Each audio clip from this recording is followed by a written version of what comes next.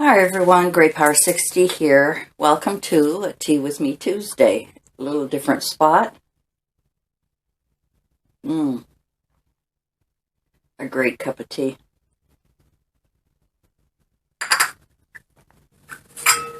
Oop. So today, I wanted to talk about something a little bit different.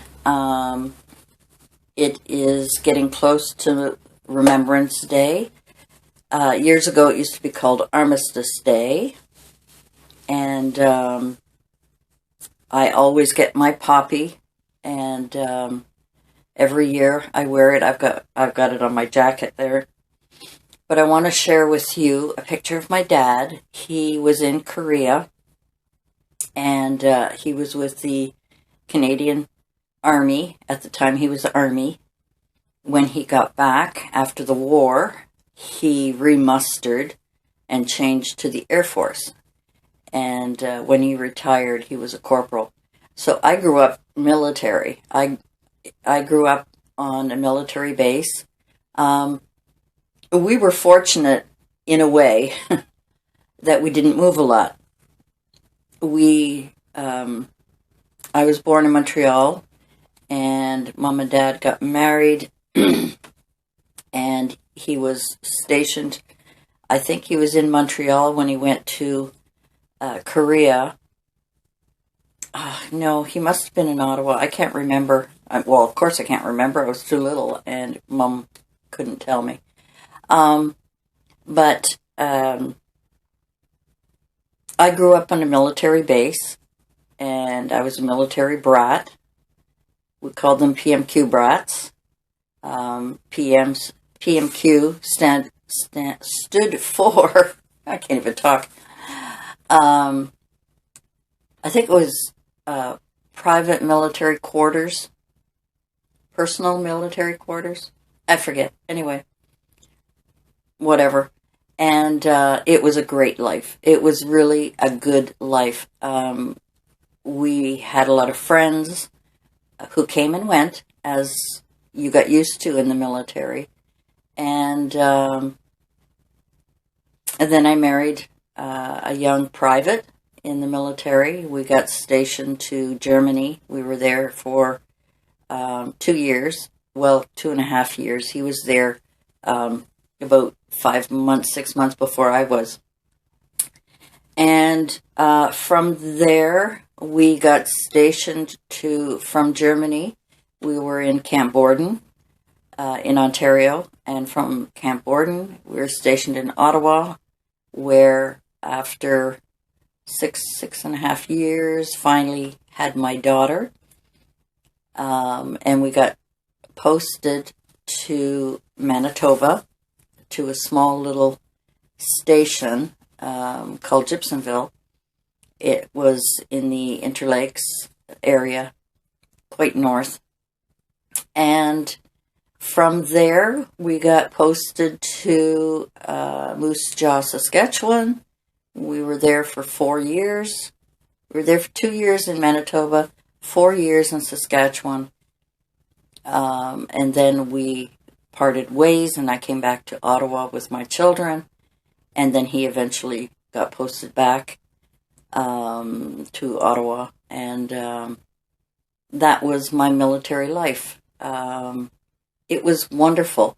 When we were stationed in Germany, a friend of ours, this was in 1972, 73, something in that area, one of the young privates married a Dutch girl, and it was the first Canadian and Dutch marriage since the war, since the Second World War.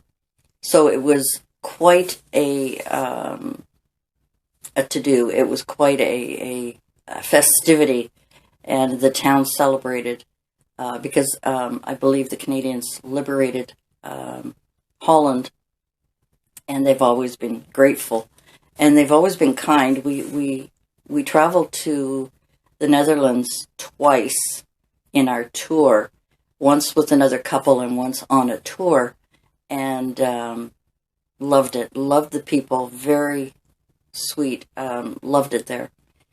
We traveled a little bit locally. We were in the southern part of Germany, and we traveled to Switzerland and to France. We didn't go to Paris, although I wanted to. It was difficult because my ex-husband was on exercise a lot. He'd be gone for weeks at a time, and I started working. I was working over there, and when we did have time off together, we would travel in the car locally to different places. We went to Munich, and we went to Salzburg, and we went to, oh gosh, I can't remember all the places. We went to Belgium, and we went to the Netherlands. We went to England. We went to Scotland. Scotland is where my ex-husband was born, and we went and spent Christmas with his grandmother, which was wonderful and quite an experience. A whole different story there. She was lovely. She was sweet, and we were newly married. We were only married a year, so everything was still new and different, and we were busy with our life, and my mom and dad used to send us telegrams in those days. Well, we didn't have phones, and because I didn't write often enough, but I was, young, busy, doing whatever. So most of my life has been surrounded by military. My mother's life, after she met my father, was military life. She worked for the military for 35 years, and she actually knew my ex-husband before I did, where she used to work in the food services. She was the supervisor of all the civilian staff, and she used to spoil the boys rotten. And my ex absolutely loved my mom, loved her. So when I told her we were going to get married, she was glad because she knew him, but I didn't know she knew. Anyway, so all of our life we've been surrounded by the military and appreciate. I don't know what it's like today, but when we were kids growing up, it was very much family oriented. It was wonderful. We went to school on the base. We had everything. We had a little store where we bought our candy, kids, swimming, everything. We had everything. I was in the brownies, and it was a good life. It was a good life then. I don't know what it's like now, but for us, it was a good life. And so the reason I brought all of this up was because of Remembrance Day being on November 11th. And I was feeling a little reminiscent, I guess, thinking of my dad being a young man, in his early 20s, going all the way to Korea, so far away from home. And my dad was a mama's boy. He was very much a mama's boy. And it was hard on everybody, and it was hard on my mom. She had me, and I believe she was pregnant for my brother when my father left. I have to remember the dates exactly. But anyway, and I just wanted to, because of Remembrance Day, and a lot of people want to, forget about the history or blame people for history of what went on. But I want to remember the sacrifices that our military did for us. My relatives, most of them, my grandfather, my uncles, and so on, a few had passed in the war. Obviously, I didn't know them because it was long before my time. The Second World War, that is, because I wasn't born until the Korean War. And I've always been very proud of our background, proud of the way we grew up, proud of my father.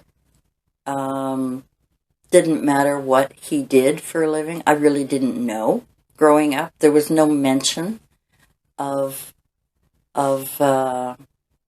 anything outside the home that was military. In other words, there was no, oh, your father's an officer, well, your father's just a private, or, whatever. There was no, for the kids at that time, there was no distinction between my friends whose fathers were above my father or below my father in rank.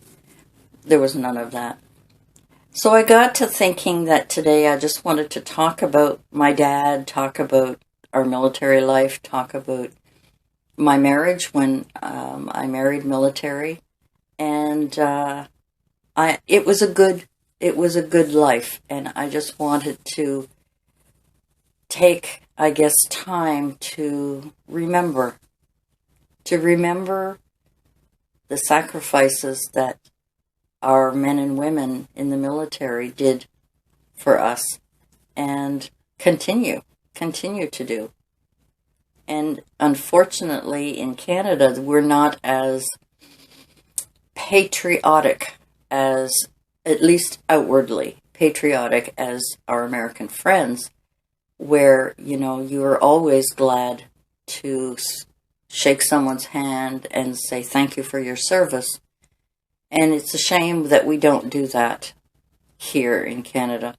We should do that more often. Thank you for your service. And I just want to say it. Thank you for your service. I have fond memories of growing up in the military, and I just wanted to come on today and talk about it a little bit and share with you a little bit of my military attachment, and it was a wonderful life. We had a good life. So to all of our military friends, neighbors, acquaintances, thank you for your service. And that's it for me for this week. Please wear your poppy on Remembrance Day. Take a moment and say a prayer for all of our military, past, present, and future. Anyway, I'm going to have my tea, which is probably cold by now. I don't usually bring a lot of stuff up, but I'm very proud of my father. And we had a good life. We had a good life. Thanks for joining me today, and we'll see you again next time. Bye for now.